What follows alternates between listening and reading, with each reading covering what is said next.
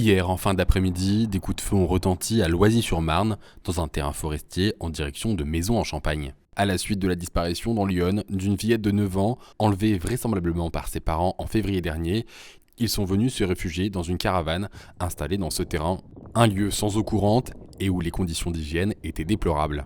Les enquêteurs de la police judiciaire sont intervenus hier dans le cadre d'une opération d'interpellation, un dénouement tragique pour cette affaire.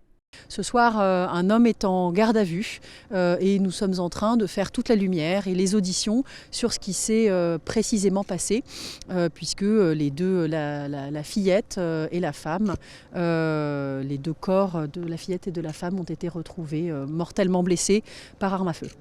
Au lendemain de ce dramatique événement, la stupeur régnait ce matin dans le village de Loisy-sur-Marne.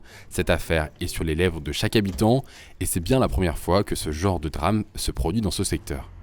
La commune de Loisy, c'est quand même une commune où on est assez paisible, c'est une commune rurale, c'est une commune où, effectivement, comme partout, nous avons un peu d'incivilité, mais nous n'avons jamais de la délinquance criminelle. Et pour nous, c'est beaucoup d'émotions, beaucoup de surprises, d'interrogations. Enfin, c'est un mélange de beaucoup d'émotions et de sentiments. Et on n'est pas du tout habitué à vivre des événements comme ceci, et ça nous bouleverse un petit peu.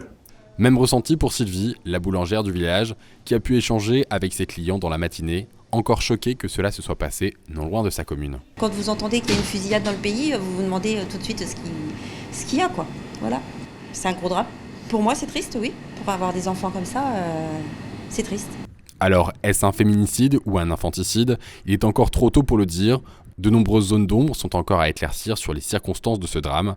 Une enquête est en cours et elle est menée par la section de recherche de la gendarmerie de Reims et supervisée par le tribunal judiciaire de Châlons-en-Champagne.